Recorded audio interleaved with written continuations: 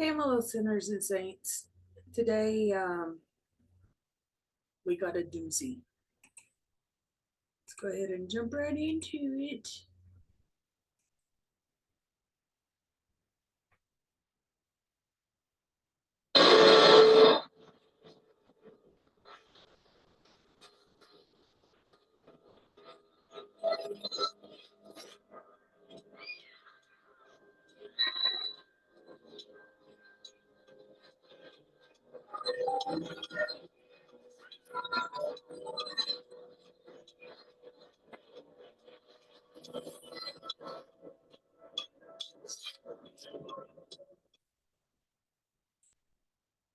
Okay, this is Hasachi Auchi,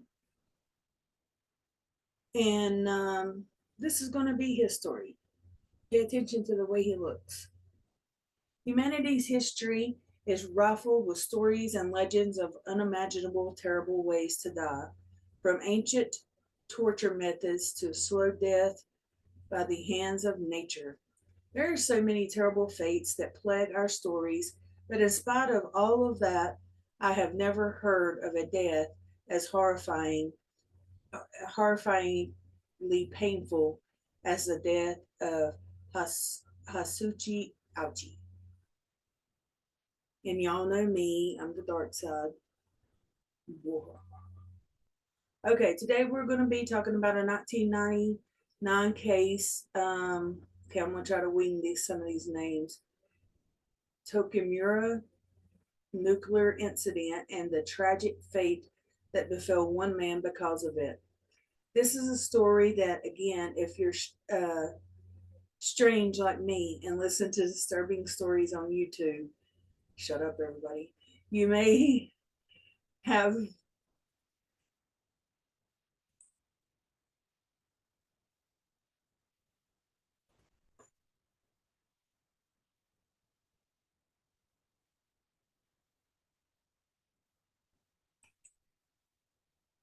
heard of the images of, I'm going to call him Mr. H. His injuries, some real, some fake, have circulated the internet as being the most radioactive man to ever live. In research for this video, the details that stuck out to me were graphic and almost imaginable injuries that overtook his body. Some of the most brutal descriptions I have ever heard in a medical case. So today, while we are also talking about Mr. H and his family and the medical team that tried to save his life, and his bosses who were responsible for the accident.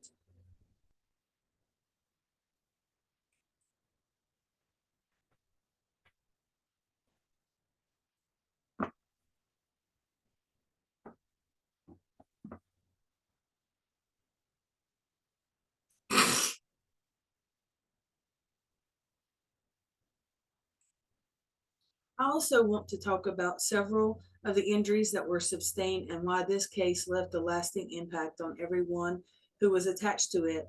So I want to put a content warning now. If you are squeamish about descriptions of injuries and some pictures of injuries, do not watch this video. I didn't even know that some of these injuries were possible, much less over a period of time and the intensity that they occurred. I want to say this is called 83 Days of Hell. I have legitimately lost sleep reading books and interviews with people who were involved, and it has bothered me regarding the question of when is a life worth saving, or more specifically, when does it stop being worth saving? And it is a very tragic case, but one that I think deserves telling.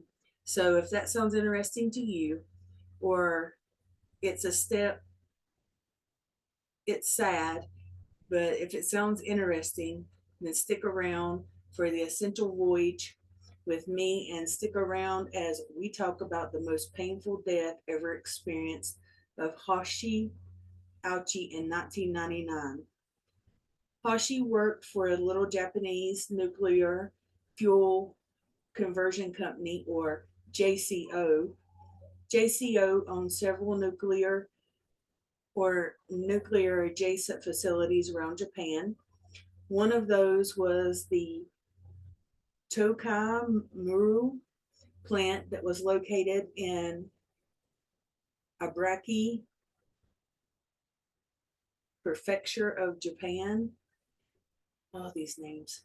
Now the tea plant, we'll call it the tea plant, was not a nuclear facility. Instead, it was a staging area where they made the materials for nuclear reactors. In other words, there was no live nuclear reaction happening at the tea plant. Instead, they just made fuel rods. Let's show fuel rods. This was the plant. That's the fuel rods that were sent to the nuclear plants. The first stage of this process involves converting uranium hexafluoride into uranium dioxide. This involves a process of taking uranium and then mixing it with nitrate so that the uranium is stable enough to be moved around before it is then placed in a nuclear reactor. The way that you're supposed to do this is that you take the uranium and nitric acid and you pour it into a small mixing tank. The mixture is then transferred into a large storage tank that prevents the uranium from reacting with the other uranium particles and becoming too unstable. It's then ran out the top of the storage tank and slowly fed into a prescription tank that makes sure everything is stabilized before they begin to use it in the next steps of the process.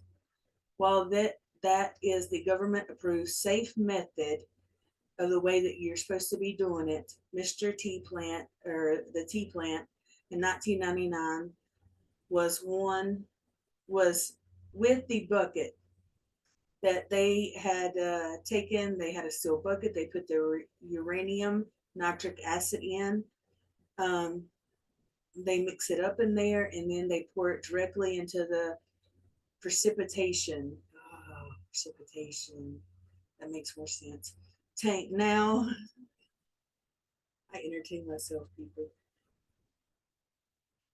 Now, this was apparently something that was happening around a lot of the nuclear processing plants at the time, because it's cheaper than running all the heavy equipment and waiting. And despite the seemingly terrible idea of having people mix uranium in a bucket, then holding it up with their hands, no accidents had occurred up until this point.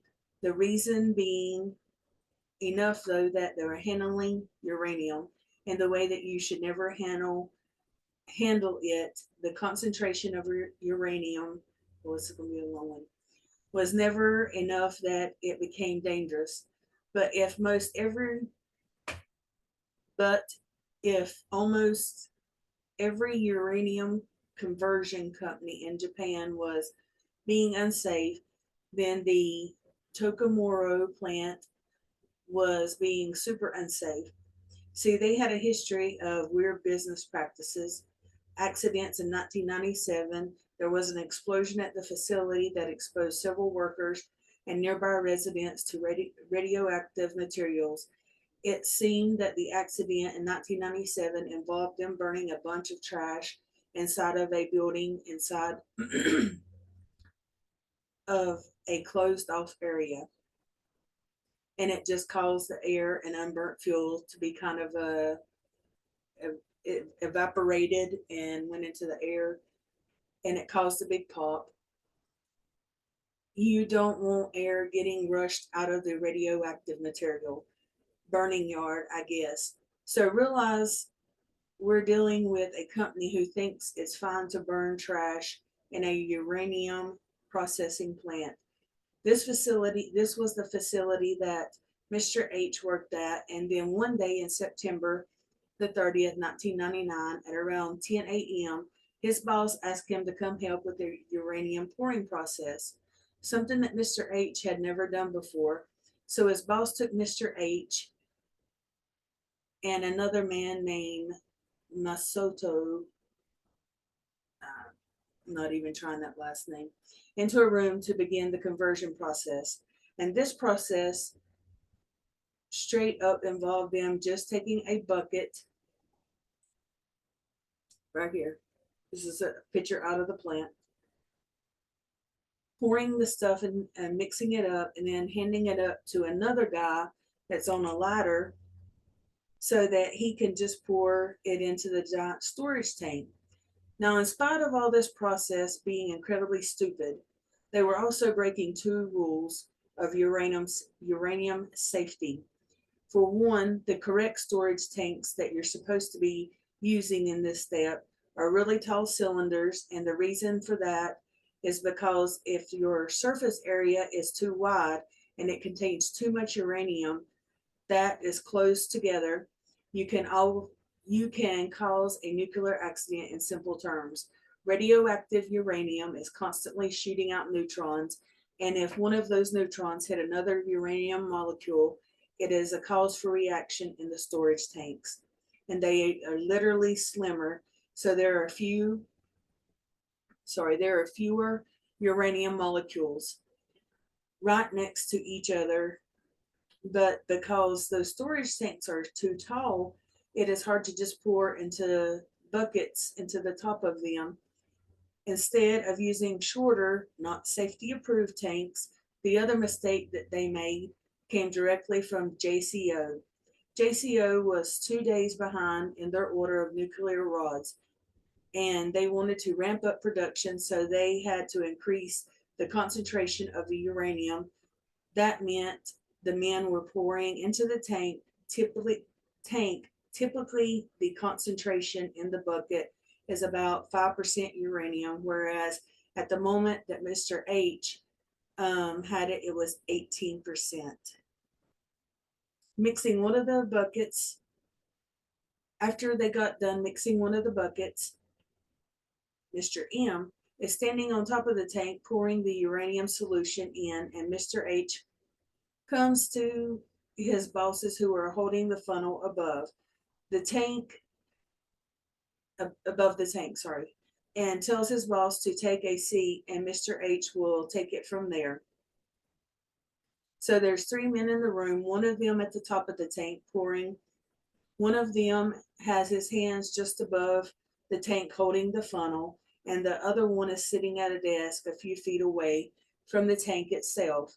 As the men are pouring the bucket into the storage tank that now contains 70 liters or nearly 20 gallons of uranium solution, disaster strikes. Suddenly, the men hear a loud clap, and glowing blue light begins to illuminate from inside of the storage tank. Now, this blue light is a phenomenon known as a Charkov light. Charkov? I have no idea how you say that, sorry. The lights occur whenever nuclear materials reach criticality,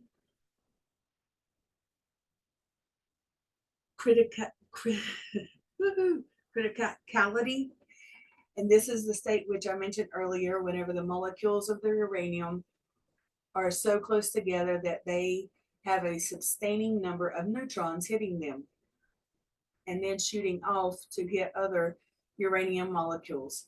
That means that the nuclear reaction just reached a self-sustaining stage where the number of neutrons lost by the molecules and the number of neutrons gained stay constant. This is how nuclear energy works. If you put the materials inside of a reactor, then they reach criticality. I've never had to deal with that word. Criticality. Then they emanate energy by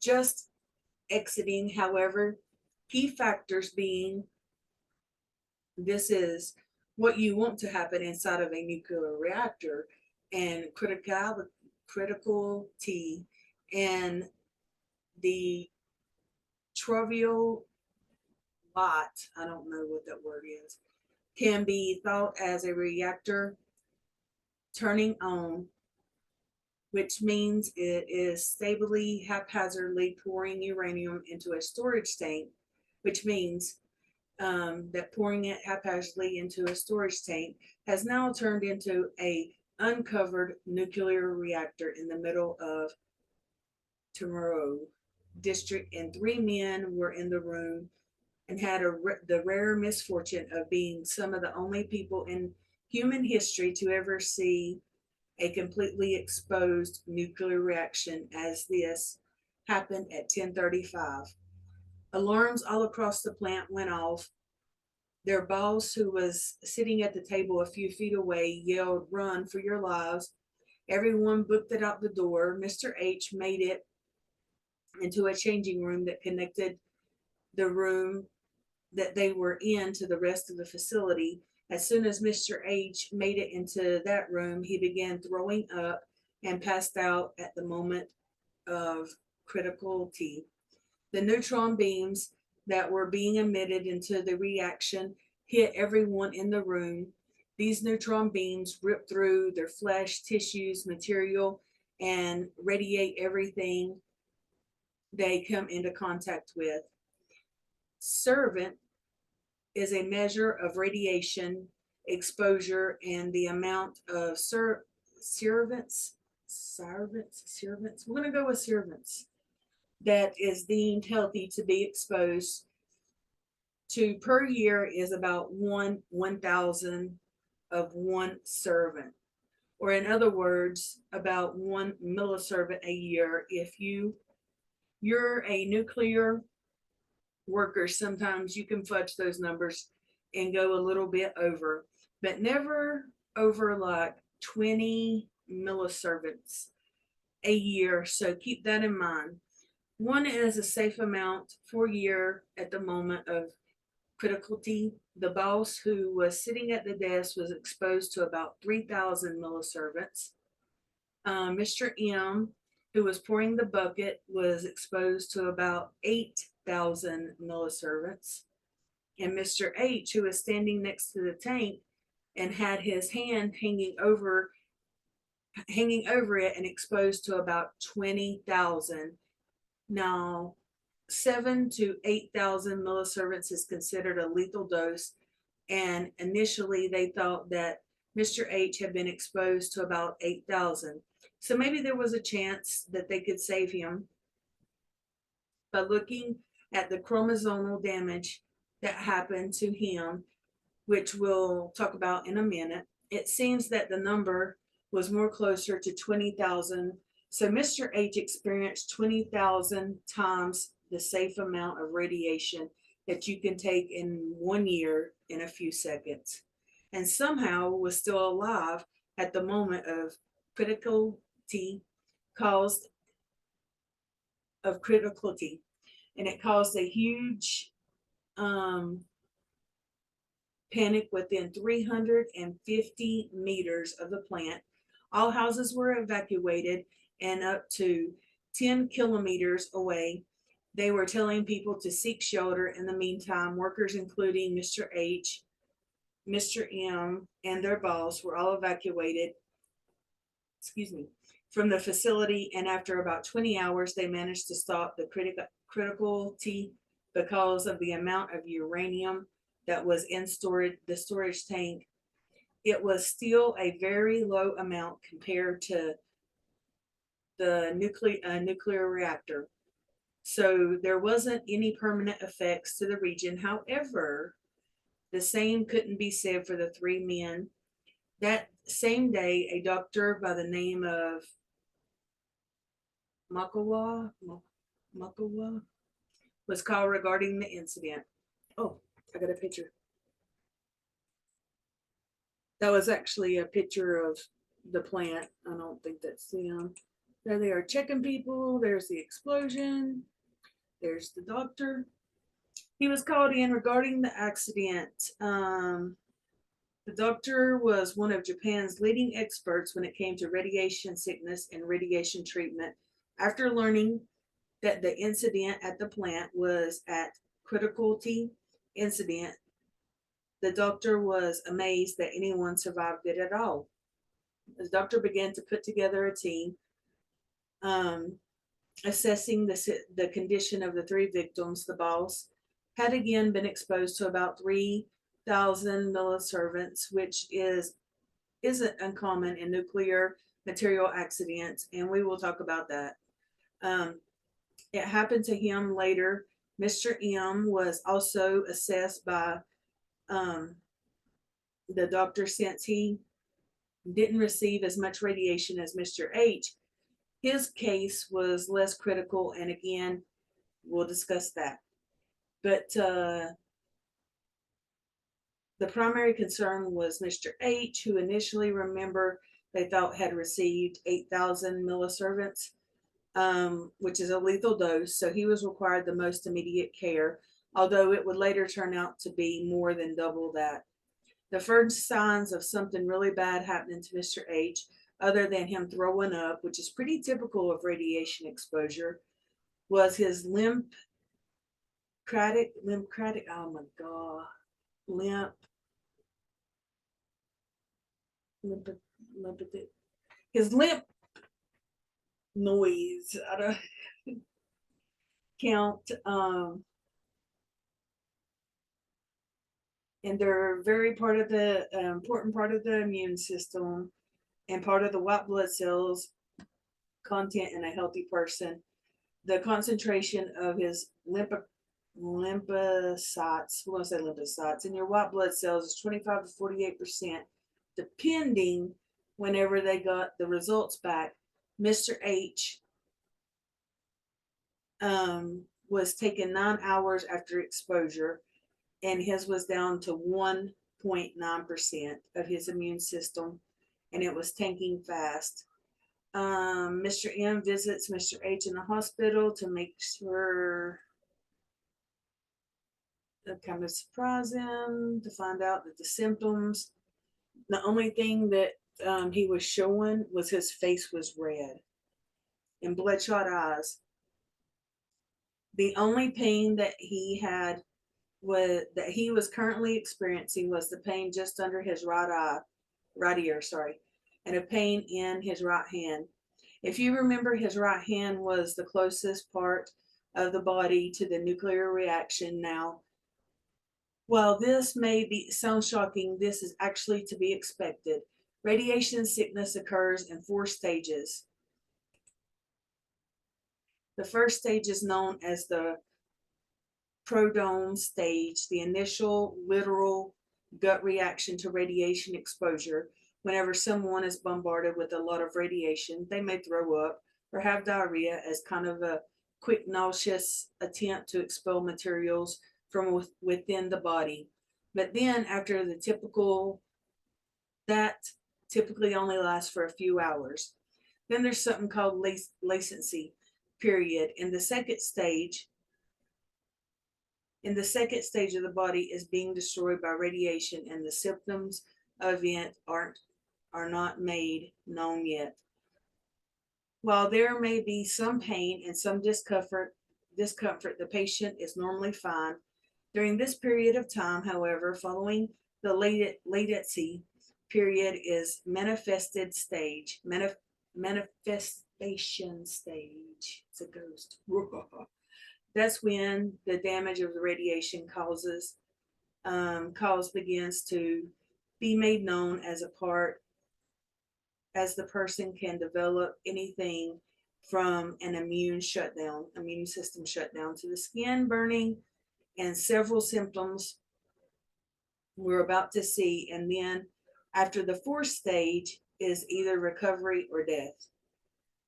So during this time, the radiation is destroying Mr. H's body. The effects just are not known to him or others around him yet. Mr. M, who had seen this before, knows that this is the radiation theoretical rising of the hammer, and he wants to be there whenever the hammer strikes. So that's kind of odd. So Mr. M has Mr. H transported to the team and his facility. That was the doctor. His facility in Tokyo University Hospital. The transfer happens on October 2nd, 3 days after his exposure to the first device used to artificially assist Mr. H breathing apparatus, seeing his chest begin to hurt as he would breathe. So he began to take very short and shallow breaths so that they hooked him up to a breathing mask. Now, can you imagine trying to breathe and every time you breathe, it hurts? Like broke ribs, things like that. If you've ever had any of that, you kind of get the gist of it. This essentially forced his lungs to breathe through the pain. Now, in the radiation sickness, the first parts of the body that are destroyed are the mucosal membranes and your immune system. So, any part of your body that secretes something, like the lining of your intestine or saliva glands in your mouth or your mucus glands in your nose, those are almost always fried, meaning the process, like digestion, became a lot more difficult, and radiation has a particular strong effect on your bone marrow.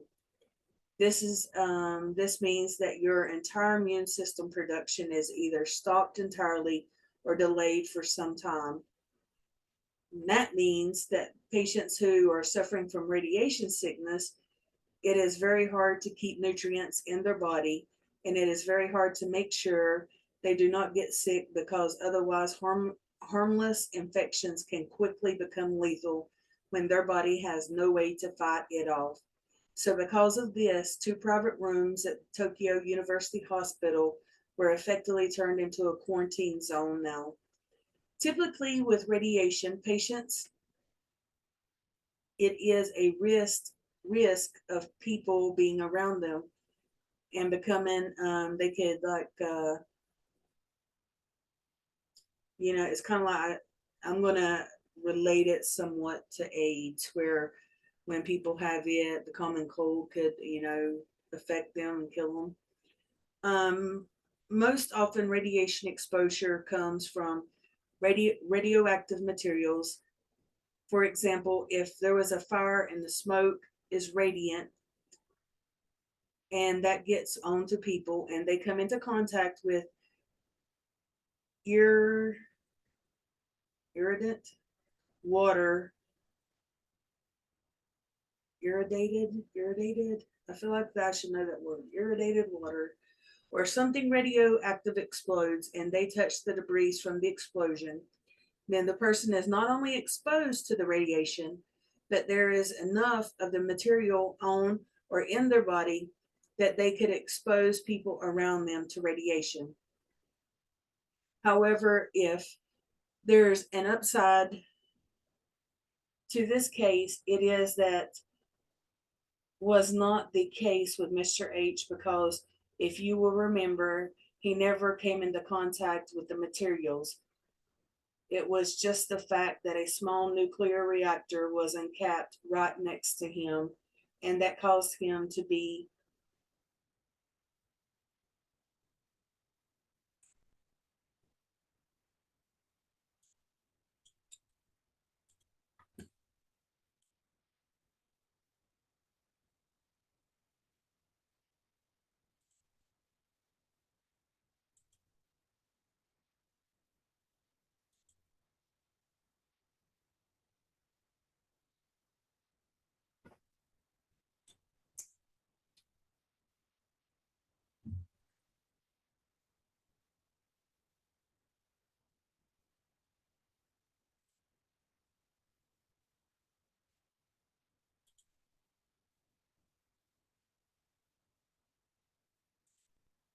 irradiated.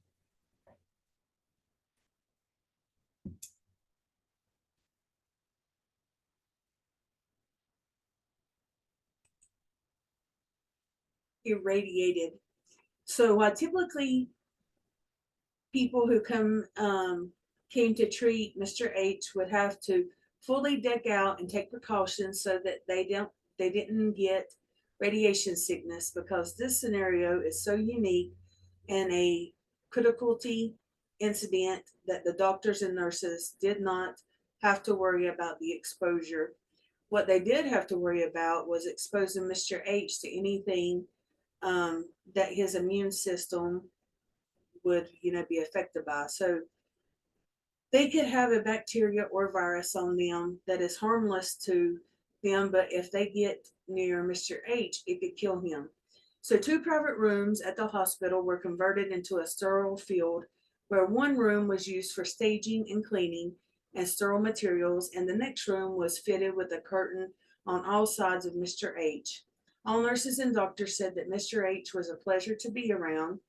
They said that they would hand him food or rearrange his pillow or sheets, that he would constantly thank them. And now he's so honored to have such kind and smart people caring after him. One of the nurses even said that whenever she would come to give Mr. H a bath in his bed, because he obviously can't get up and take a shower, that every time she would undress him, he would blush and say that it was so embarrassing and that they should just have his wife come and do it for him. Um, that talk about going fishing, being outdoors. Despite the severity of his exposure, everyone was amazed that his body, even after several days, seemed to be in good condition. Other than things like he needed a respirator to assist his breathing, there seemed to be no external effects on his body. Yet the right hand, which you see in the picture, that was so close to the accident, and nurses said that it just seemed like it was sunburn. And despite the exposure, um, the exposure, all the nurses were so hopeful of his condition, and wanted him to live on. The charts during this time, they wrote that their goal was to get him out of the hospital. Also, during this time, Mr. M was assembling a team, the doctor, of the highest physicians from 13 different departments, people who were experts at cell therapy, blood transfusion, gastrology, dermatology, just to name a few of the most of them that took the job. Not only to help the patient, but because all human history they had never been exposed to seen anyone been exposed to that amount of radiation and live. And everyone on the team was aware of that. Despite being the forerunners in their field, they are now stepping into a completely uncharted territory. So this team developed a system. Every day they would go in at 7 o'clock to assess Mr. H's condition. From there, 8 o'clock, they would have a meeting where they would discuss the treatments and what they were going to do. For the rest of the day, they would be a second meeting at 6 o'clock p.m., where they would review the treatments and how the day was performed, what they should do for the night and day to come. These meetings occurred twice a day in the conference room at the Tokyo University Hospital for every single day that Mr. H was there. These meetings would contain dozens of people, specialists in their fields, to nurses who were providing care, and sometimes would last as long as 2 hours. Most of the staff who were working this case effectively lived at the hospital while Mr. H was there. And while the experts knew that the worst was yet to come, hopes were high that they had the best minds in Japan gathered around this guy. And even though they know everyone knows that the radiation has a latency period and it's not going to get, and that is going to get bad any day now, there is no better place to get sick than a professional hospital with dozens of the best minds in the world ready to treat you during your time. Mr. H's family began to live in the hospital as well. His son, who was in the third grade, his parents, his brother in law practically lived in the waiting room on the first floor of the hospital. They had kind of made it into, like they had taken out the waiting room and kind of made it into them a room where they could sleep and stay. and they began to develop relationships with the doctors and nurses. They would come in and see Mr. H every single time that visitation hours were allowed. However, according to the nurses, Mr. H's son only saw him once, and it is believed by many that the mother did not want the son to see his father as his condition worsened.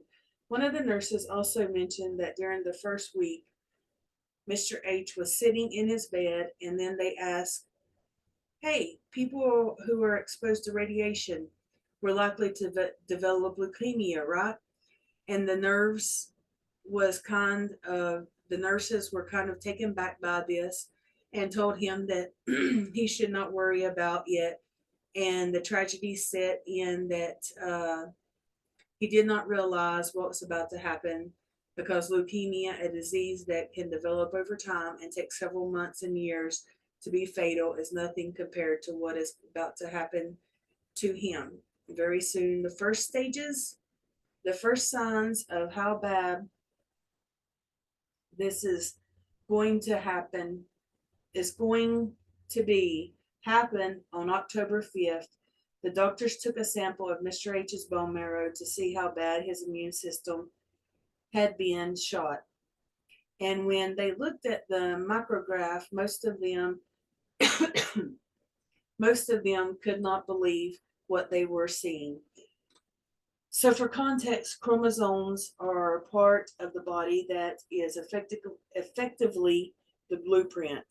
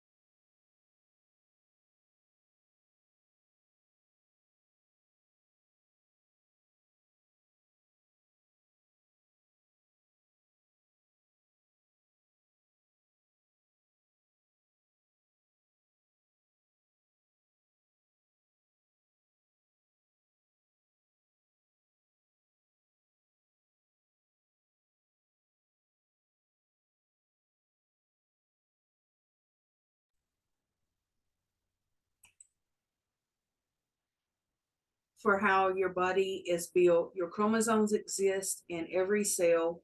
I don't know if this recorded it or not. Let me make sure it's not on mute. Okay.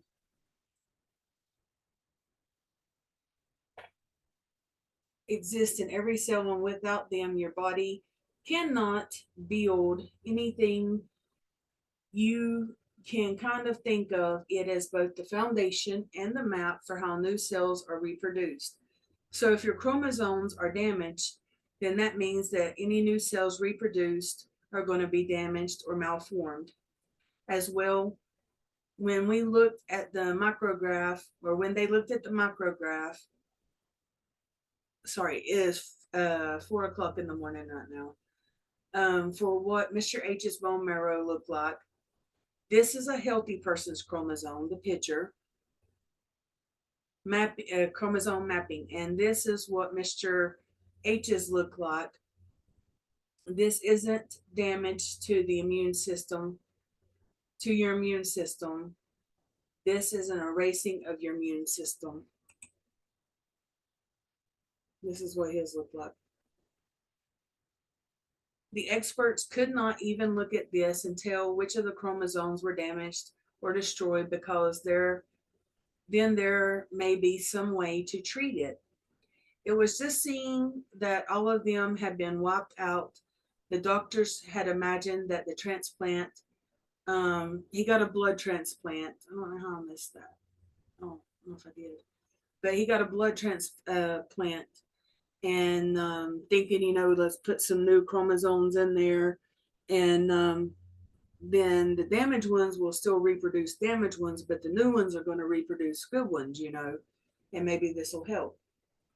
Uh, the doctors had imagined that the transplant would be needed, but now there's no question of Mr. H's body can ever recover because right now it doesn't even have the tools to make a new immune system.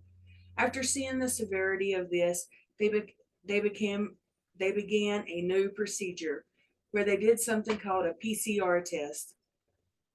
And PCR tests have been a thing for a while, but in 1999, there was a new way that you could get results within a few hours rather than sending it off to a laboratory. A PCR test allows you to see various early stages of an infection, either a virus, bacteria, or fungus, so that you can see if a mic, microbe, microbe, microbe is present. Oh my God, this is why I couldn't be a medical doctor. Is present before it starts to show symptoms. So they did this to Mr. H multiple times a day because if this guy gets a cold, it will kill him fast because his body has zero defense. Some other figures for you nerds out there are that are like myself. His white blood cell count was about 900, which is a tenth of what it should be, and his platelet count was 26,000. Healthy people have between 120 and 380,000. So that's the first order of business. Um, Guy is he's going to get a bone marrow transplant is their best option for this. Stem cell graft, where stem cells are placed into the bone marrow, where hopefully his system will accept the transplant and then use the chromosomal code as the new blueprint to rebuild his bone marrow. The problem with this is that the donor and recipient have to be in an exact match on their HLA, or the leukocyte antigens. However, thankfully, despite siblings only having a 1 in 4 chance of being a match, Mr. H's sister was a match, and his sister was more than willing to do whatever it took to keep her brother alive.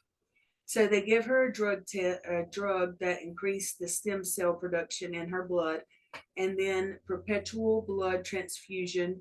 In other words, typically they have to go into the bone marrow and take a sample, but all they did was spike hers. So her body would have a lot of stem cells, and then they would hook her up to a machine that took the blood out of her body, separated the blood from the stem cells, and then put the blood back into her body.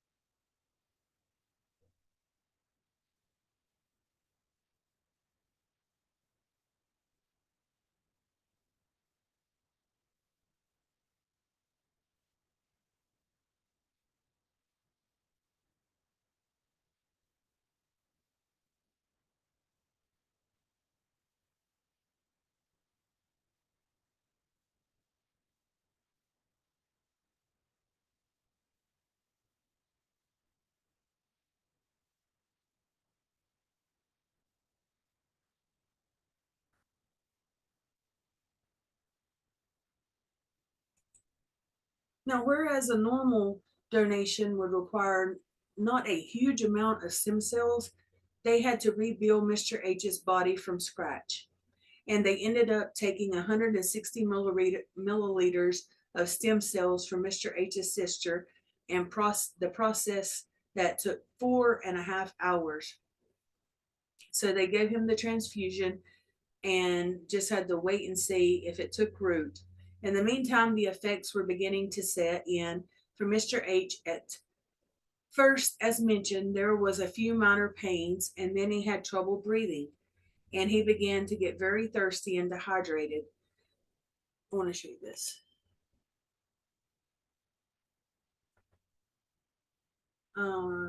Again, his body cannot produce any more mucosal lining, so I don't think I'm saying that right. So his entire system is going dry. The most frightening development came when, just after a week since his exposure, he began to lose pieces of his skin in mass. It began whenever they would take off the medical tape um, that was on him to change out the tubes or the needles. It would just rip entire sections of skin off of him at the same time. The nurses who were washing his feet had to stop because anytime they would scrub his feet, the skin would just peel off. Remember, the whole system that I described with the bone marrow was typically the cells that need to be regenerated cannot be regenerated anymore. Well, the same applied to Mr. H's skin. Skin, for those that don't know, is constantly growing from the lowest layer of the skin, the subcutaneous layer, to the epidermis. In about 2 weeks, the top layer of your skin goes through a complete cycle and the dead skin cells simply fall off. But if your body cannot produce new cells, then your entire layer of skin just detaches from the rest of you. You just exist, and it is like some sort of suit. And this dead layer of skin that it was disconnected but still completely wrapped around him was just coming off in clumps.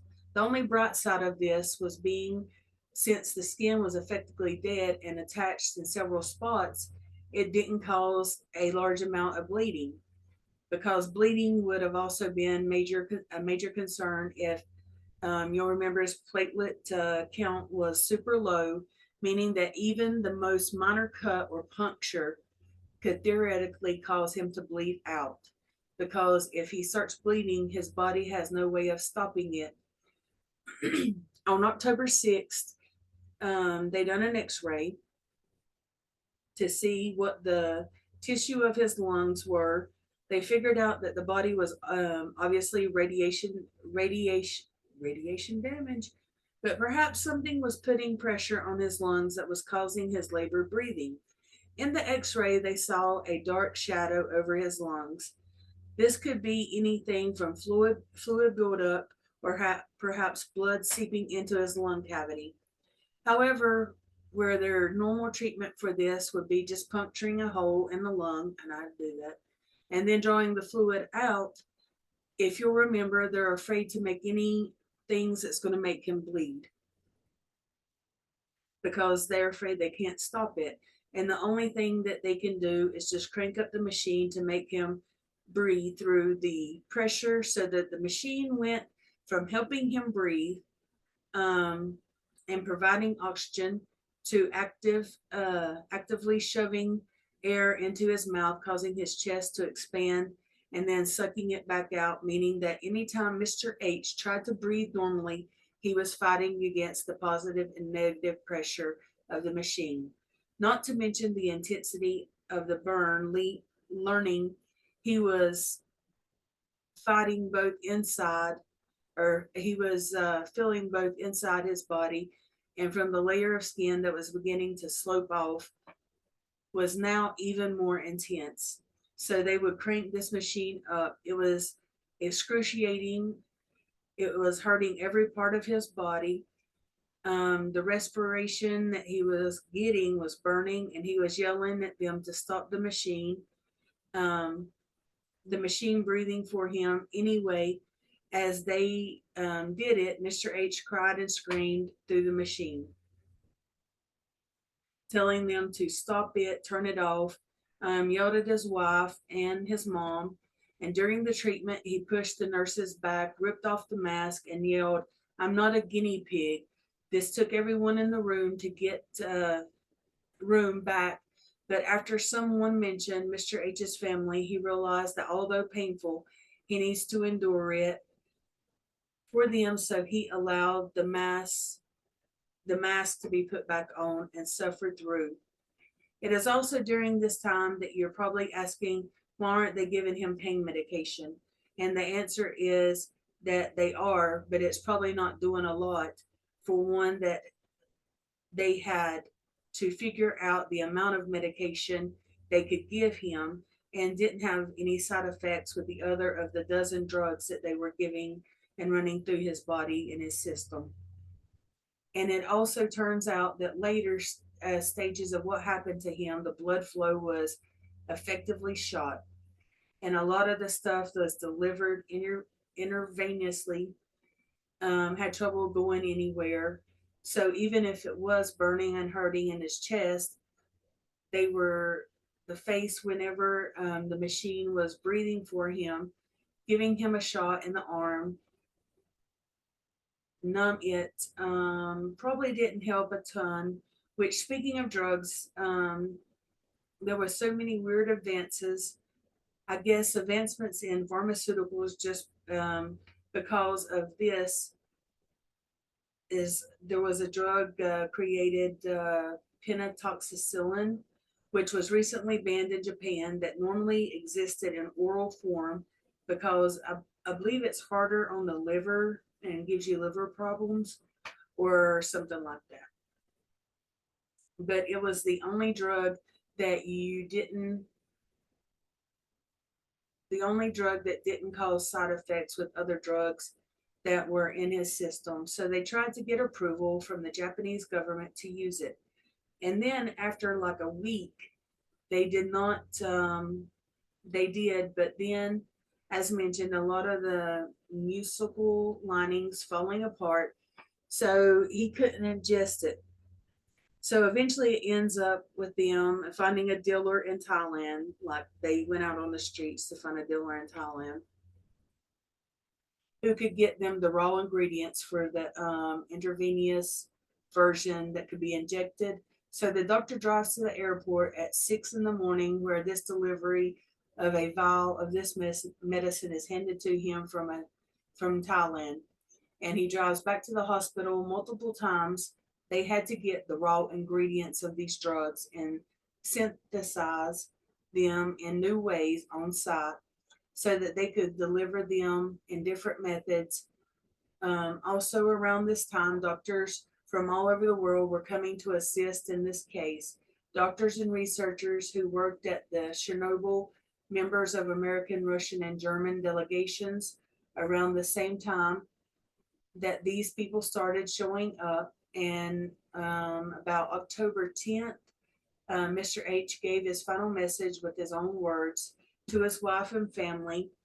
And something that the nurses mentioned is that he that Mr. H never cried in the presence of his wife or his mother or father. They would come in and they would be crying in front of him every single time. They would talk about memories and try to keep him smiling.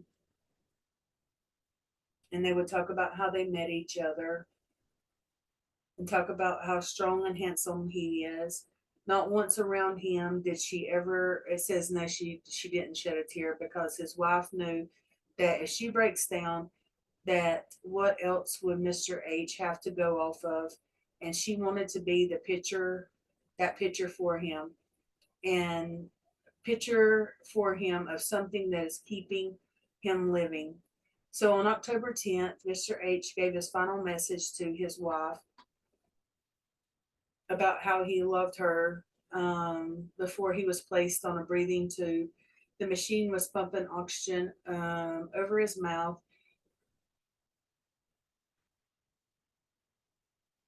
He couldn't last that long, putting a strain on his throat. Obviously, the pain in his body was just horrible. So they decided to hook him up to the breathing tube on the 10th, the last time he ever spoke.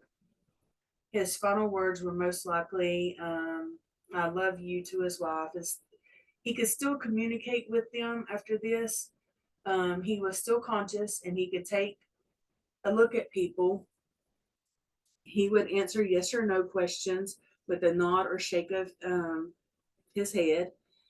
He would grasp at people's hands and point so that his consciousness was still good for now, and everyone was still hopeful that he would eventually come off the breathing tube.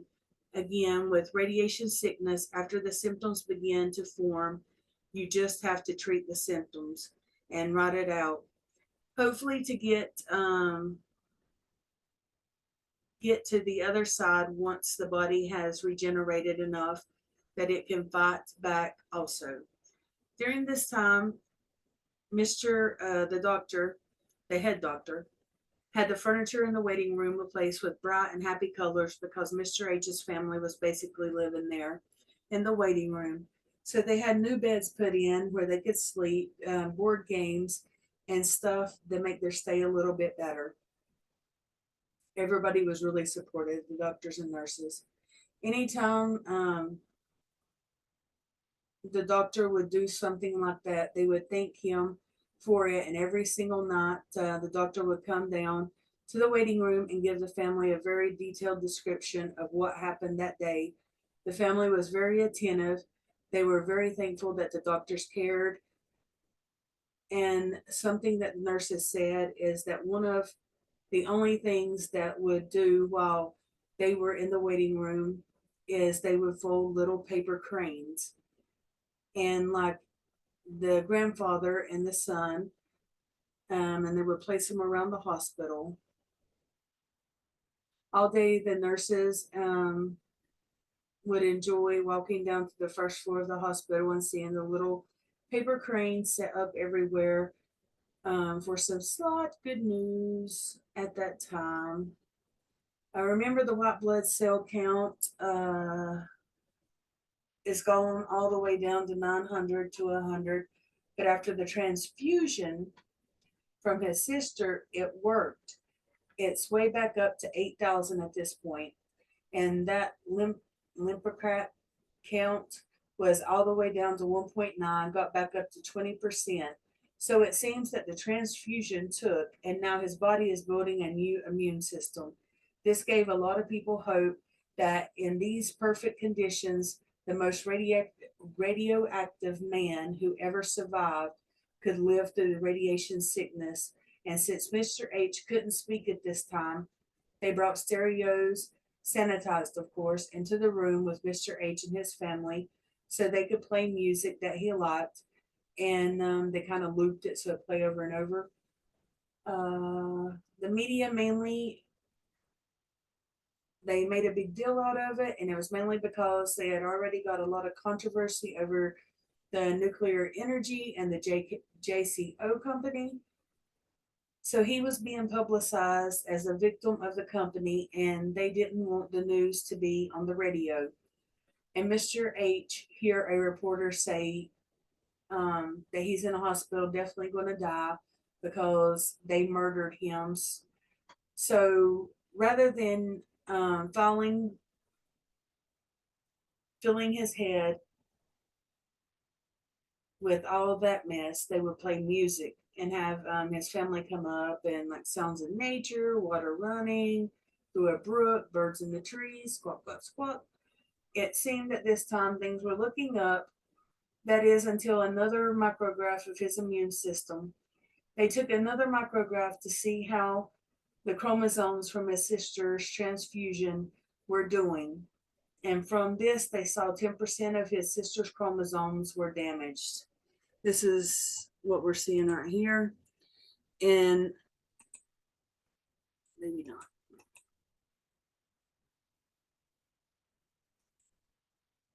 Instead of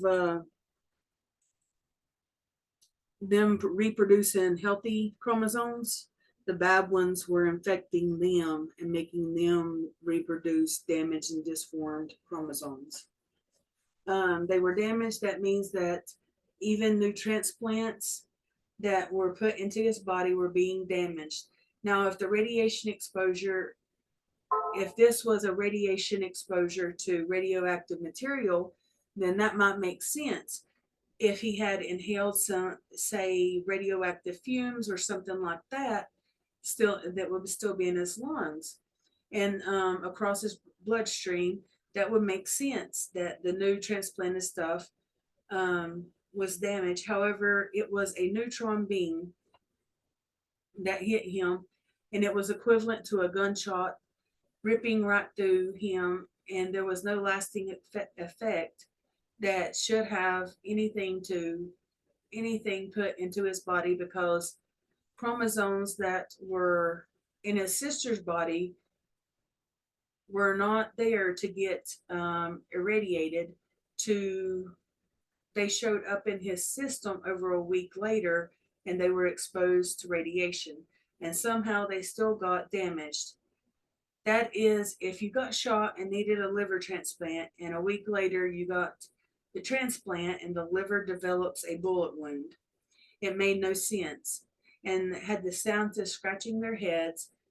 Some thought that it might have been radioactivation, a thing where neutron beams fly into the body and stay. If it hits a particle of sodium or potassium, it can make those small particles radioactive. But that tends to go away in less than a day. And again, the transfusion was a week afterwards. And the other theory is that his body was so damaged that something called the bystander effect was happening, where free radicals of oxygen in his system that were being recycled by his system over and over again, and effectively a new cell that came into his body got damaged along with everything else, regardless of what the reason Mr. H's body was so messed up. That even if you gave him new cells to work with, it could not properly take care of those cells. Also, around this time, it was about October 15th, another major problem developed. One of the most common causes of death in radiation sickness, besides the radiation and the gastral bleeding. The radiation is gastral bleeding. So, as we've established, radiation messes with your body's ability to bleed, to stop bleeding, sorry. And because it also hurts your immune system, if anything gets into your body, you can get sick and die. And if anything starts to go out of your body, it's hard to stop it from going out of your body. So, what happens, a lot of people who experience radiation sickness is start bleeding somewhere in their GI tract. And the only symptom that you can see is they start passing blood in their stool. And because you can't cut them open to do any kind of surgery, because I mean, obviously, you're not going to cut somebody open that can't stop bleeding. There was big concerns. The doctor had is that if Mr. H starts bleeding in his gut, he won't be able to fix the gastrologist does an endoscope on October 15th. The gastrologist later said that his was one of the most terrifying procedures of his life because any nick or scratch that he made while inserting the camera could be fatal. They saw in Mr. H's intestines, it wasn't great. It wasn't awful either, at least not as awful as what the doctors were thinking. All of his intestines were very tense. They said it was most likely because the level of pain that he had been in and been experiencing. But where there was supposed to be alveoli, I don't know, alveoli, there are these little folds throughout the lower intestine.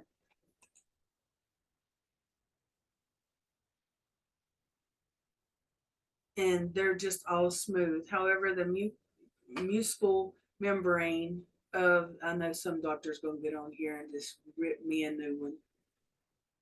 Lower intestine was still, remember the mucosal membranes are the first thing to go. However, the part of the intestine that absorbs nutrients and secretes slime is still present. This made the doctor hopeful because if they could get his intestines working, then they could get all sorts of nutrients into his body. It's one thing to hook up an IV and deliver nutrients to someone straight into their bloodstream. It's another to have the body working to such a degree that it can process nutrients itself. And if it needs a jump start, his body, they're going to have to get his intestines working. So using a feeding tube, they ran through his nose as a test, passed 100 grams of protein into his stomach, and then a few hours later, 100 grams of nutrients passes straight out of his body, completely unabsorbed. Not a single element of his GI tract was bringing in nutrients, meaning that for now, his entire digestive system is over. And the only hope of that being again is if he gets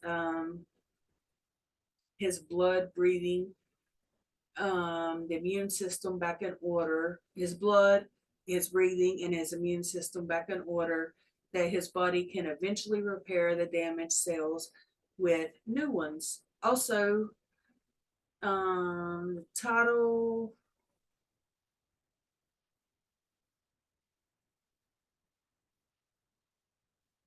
Mr. H was going through at the times, like burning that does not come close to the feeling of every organ in your body losing its skin. Now, this is on the inside.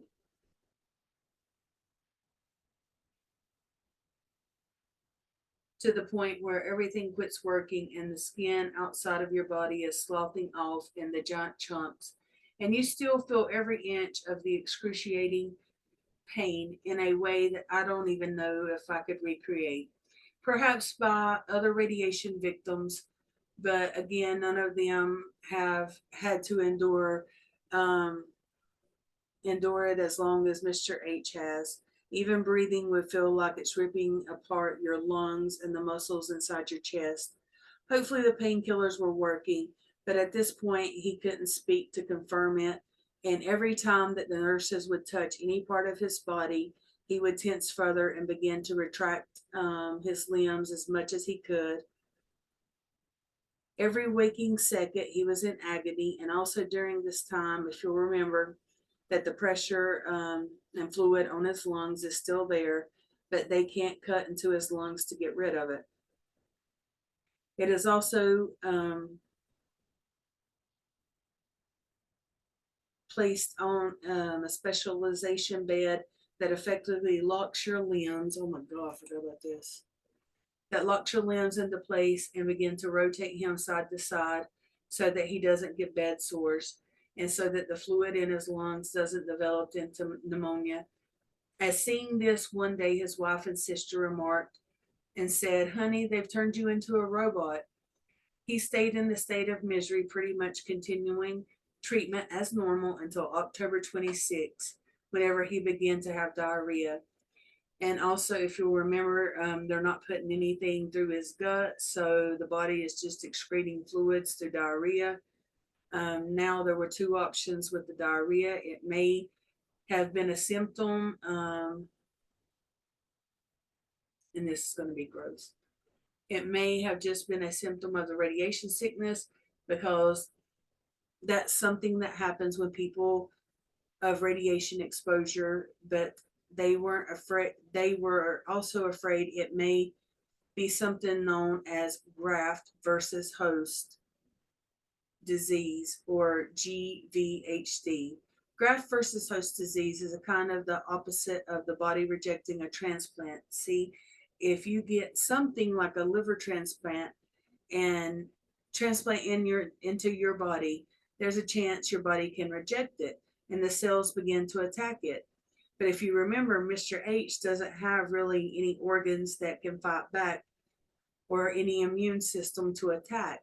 His sister cells that were put into his body, so they fear, was that what if instead of his body rejecting the transplant, what if the transplant rejects his body?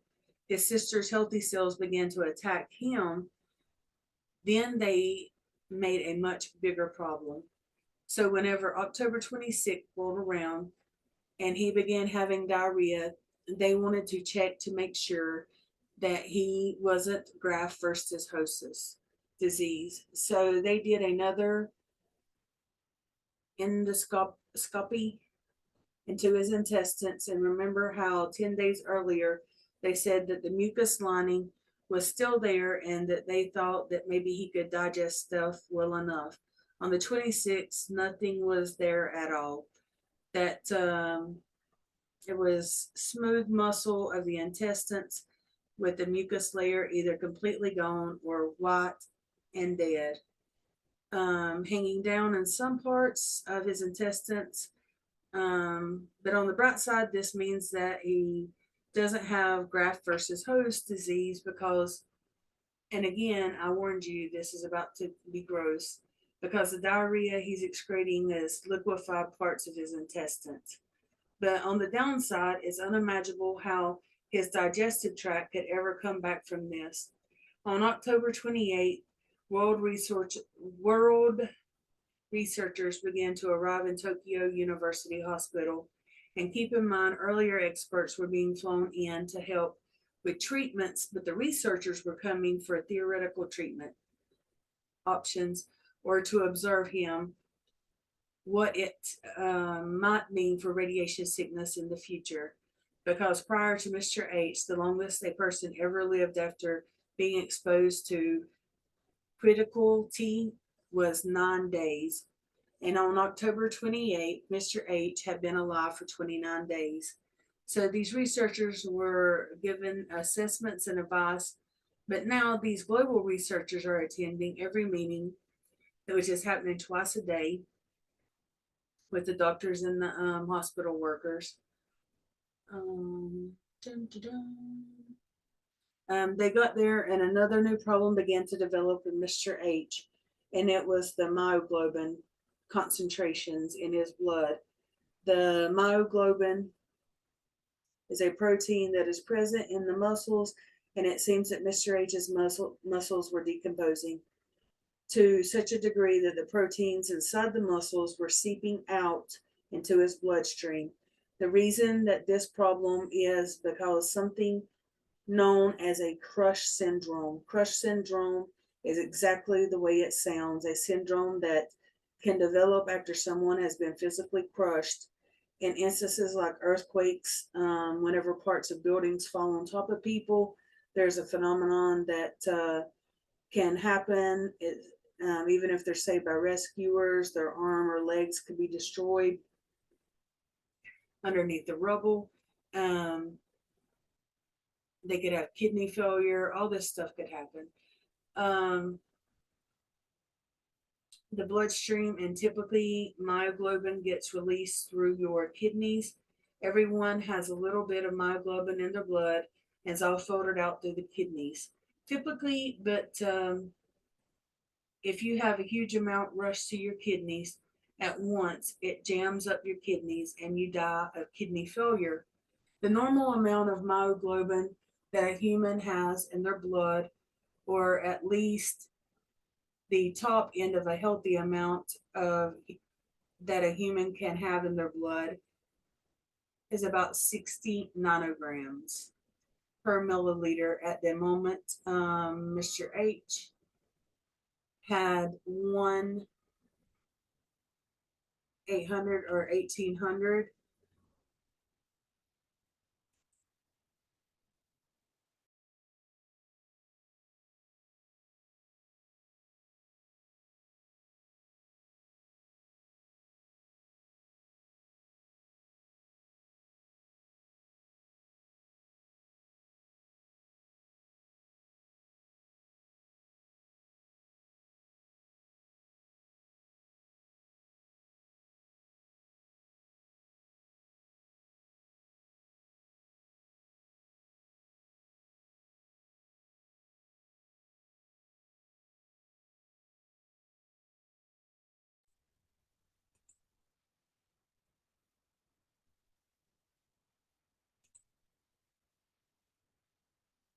So it seems that the right hand and arm that were close to the reaction whenever it happened, were decomposing and radiant to such a degree that his muscles were liquefying, and now the proteins have the muscles that are in his blood. The blood are risking shutting down his kidneys while discussing their options. They delegate from Russia, and most Russian, in the most Russian suggestion ever says that should just amputate the arm, and this was under normal circumstances that would be effective because the arm's poisoning him. So cut it off.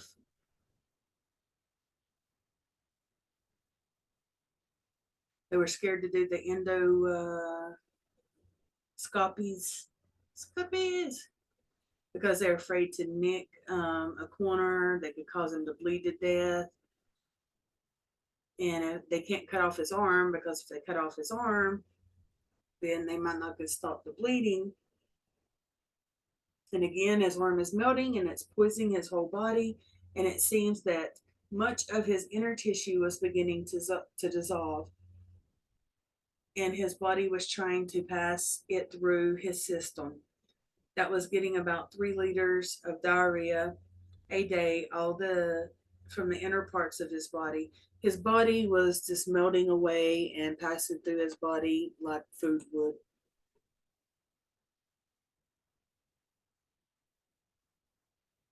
His body where skin had been removed was like where the tape was on his feet. It was all became these blistered masses. The blisters would pop and just begin to leak fluid from his system, which, is not blood, but it's not good either. And then he's got diarrhea, he's losing fluid, he's got fluid pouring out these blisters. And this just wasn't natural to the body. He was hooked up to so many different IVs that they were trying to pump his system with nutrients and fluids to keep him alive, while it just took a lot of it and just poured it out. In normal situations, like a burn victim, they would cut off the bad or neurotic skin that is causing this and just graft new skin on. However, with the radiation, it was hard to tell what parts of his skin were good and what parts were bad. Once again, you just can't fillet this guy because of, his bleeding. They began to fully wrap his body in dressing and gauze to effectively, the gauze acted as a new layer of skin. Just for a side note, real quick, there was a time where, and I don't know if they use it now or not, I didn't look, but they were using fish scales to graft onto skin, and it worked. But because he had lost so much at this point, that his body was just slowly and constantly letting fluids out and blood, so that the gauze act as a temporary barrier. He was wrapped in so much gauze that the only parts of his body that were exposed were his eyes and the tip of his feet. His wife remarked, seeing him there, that can touch him, and now also in his mind, he is constantly bled and seeped through. These bandages, they were replaced daily, and it took a team of 10, 3 hours to change his bandages. Another thing that the skin does, excuse me, and that you don't really think about until you need to regulate your body temperature, is insulation. The layers that keep all the heat inside. But now Mr. H has lost most of his skin. He cannot regulate his body temperature. So whenever he took off these bandages, there was a real threat that he could become hypothermic, because all of the heat would leave him and they would keep the room at 86 degrees Fahrenheit, meaning that 10 people had to work through sweat and heat exhaustion for 3 hours straight, to completely change his bandages across his body, and also to be super careful on how they wrap the bandages, because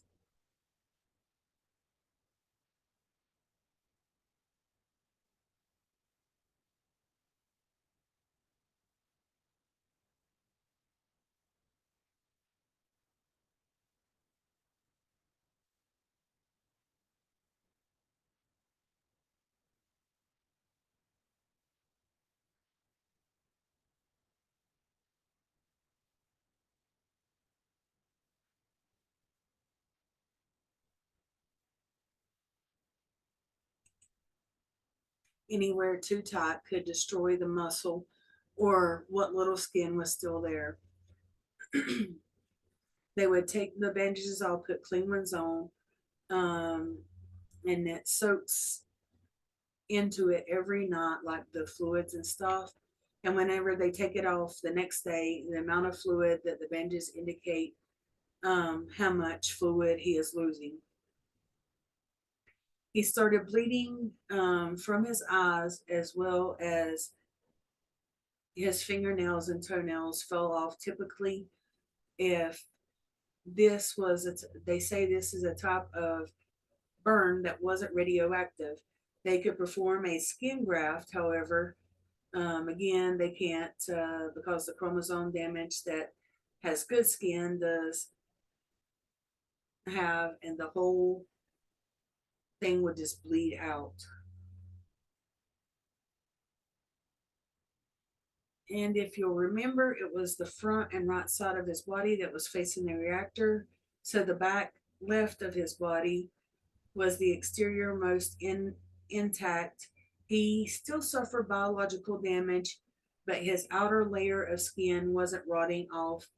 So, since his sister was a match for the stem cell transplant, they decided to use her skin to grow a skin graft that would take 2 to 4 weeks. But the sister provided a sample that would be grown in a laboratory that could be put into Mr. H. Also, the dermatologist examining him during this time noticed that on the border of the burnt skin, there were these little white tiny dots that started to form. And it turns out that these little dots were actually new cells, meaning that even if his body wasn't able to produce a new immune system, or part of his digestive system, it seems that eventually he could be capable of growing new skin. Even though all the skin that currently was damaged, it seemed that he may be able to make healthy skin at some point in the future. Against this is assuming, sorry, again, I'm telling you, I'm like super tired.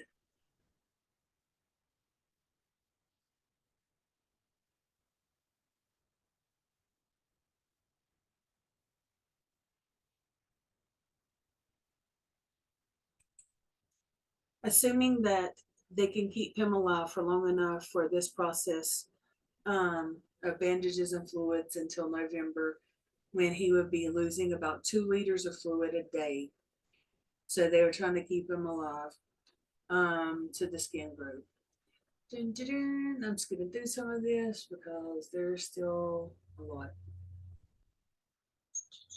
50 days after the initial exposure, they decided to perform several temporary skin replacements.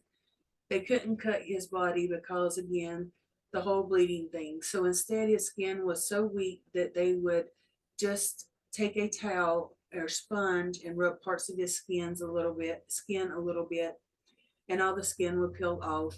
So after it peeled off, they could take these grafts and stitch them down on top of each other, and all connected in some kind of patchwork design that would be rejected by his body. But it seemed that to last longer than the bandages, and hopefully got his body to start building skin cells. Um, all Mr. H would end up going through 70 days skin grafts, each lasting about 3 hours to 4 hours, 3 to 4 days. Again, the skin grafts would last about 3 or 4 days, and then they'd have to do it again. This is all an attempt to get his body to start making new skin. And the same day they were going to do skin grafts, um, the doctor was afraid of what would happen on November 18th. They examined Mr. H's stool, and sure enough, it contained blood, meaning that he had bled somewhere in his intestines. The doctor's done another endoscope to see how bad the damage was to his intestines, and the entire gut was full of blood. As a matter of fact, he was excreting through his feces about 800 milliliters of blood a day. However, in the midst of the horrible information, there was a slight sign of hope. While looking at the area between a small and large intestine, there was these small white spots, and according to the gastrologist, seemed to be new mucous membranes, even though all the other mucous membranes had shut it off earlier and had passed through the system. It seems that his body was trying to make new ones similar to the skin, but even though it's cracked through there's like a lot cracked through the clouds. It's a slight sign of the weather of this storm. His body will eventually repair itself. So, in spite of the magnitude of his injuries, this encouraged them to keep pushing forward. November 19th is when they found out that there was bleeding in his stomach, fluids seeping in through his skin, from his skin, and the fluid that he was excreting from his body. He was losing 10 liters now of blood and fluids every day. The transfusion that his sister had done was now undone due to the damage of his body. There was more blood getting pumped into his system. An open filter that blood and fluid just kept just getting passed through it, got to the point to where half a day of the nurses' shifts had to do 10 blood transfusions between this and the breathing machine, making sure that he doesn't get bed sores and making sure his skin doesn't fall off and changing his bandages and everything else. It's amazing this guy was technically alive. With all the machines and drugs in his system now, hopefully that during this time, the intense level of damage done to his skin, a lot of the systems of his body, that hopefully the nervous system quit working, because if it quit working, then he's not going to feel pain. But if it didn't, he would live through his body rotting. Let's see.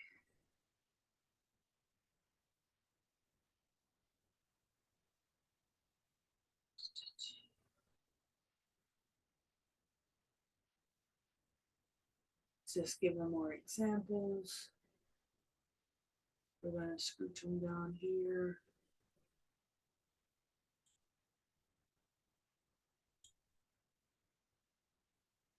His kidneys shut down. He started getting plasma replacement, and this was on December 7th, 3 p.m. Shortly after the transfusion, his body once again went into shock. This is pictures of him in different stages.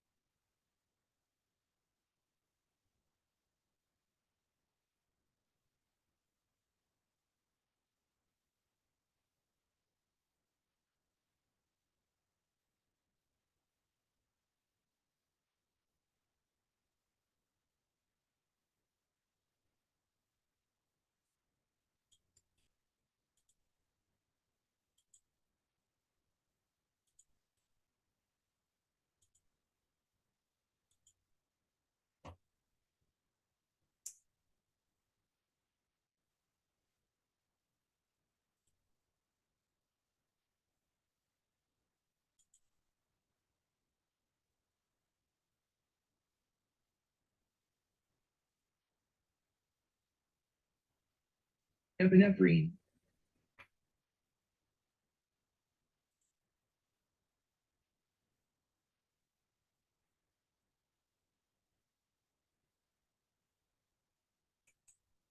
Where he was administered more epinephrine.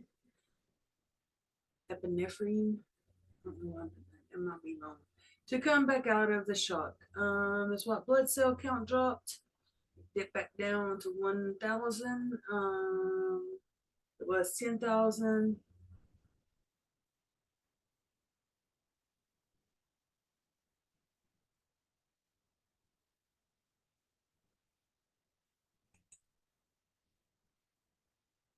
This is the place where he worked.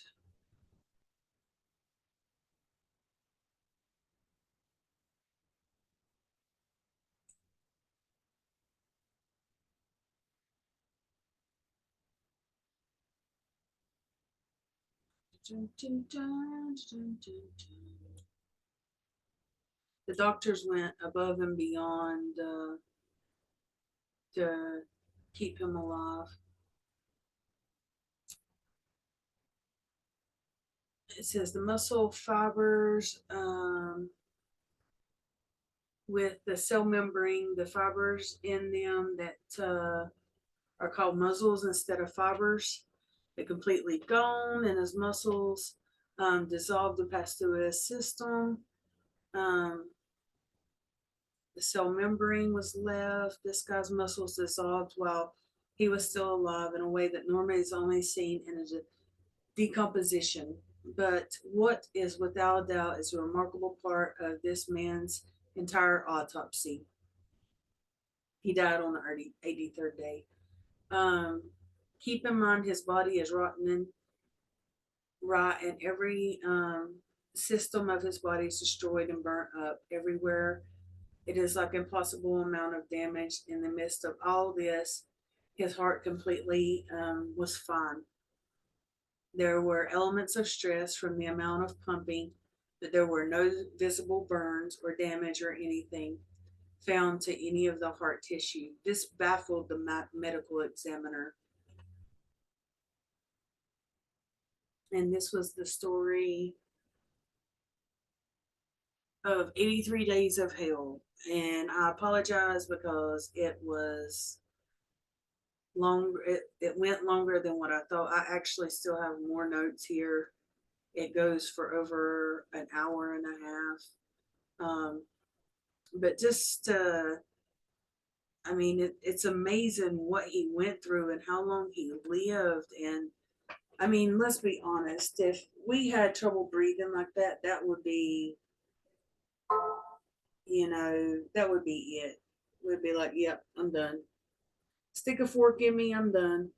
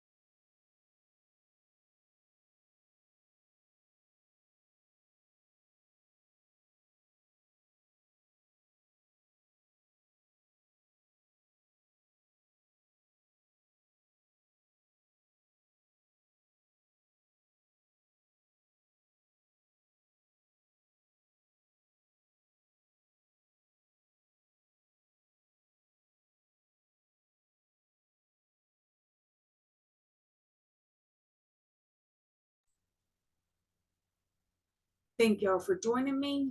And as always, I will see you again for the rest of this video. There's a second part. It's a different story. I will see you later. Bye.